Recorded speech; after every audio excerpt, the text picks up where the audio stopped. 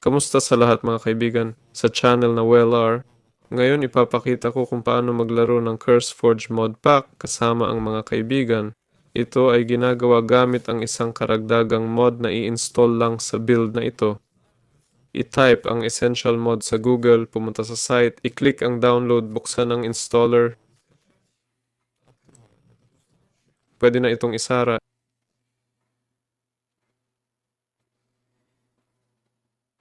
I-click ang start, piliin ang CurseForge at piliin ang mod pack kung saan mo i-load ang mod na ito. Pwede kang pumili ng kahit ano. Ito lahat ng mod packs ko, mga build na meron ako ngayon. Pumili ng kahit ano. Pipiliin ko ito at i-click ang install. Tapos, dapat sarado ang CurseForge. Pagkatapos, buksan ang CurseForge. I-launch ang iyong build. Sa main menu ng laro, pwede kang magdagdag ng kaibigan na may mod din. Para dito, pumunta sa social, i-click ang add friend at i-type ang username niya. Ayan, nandito ang username. Account, oo.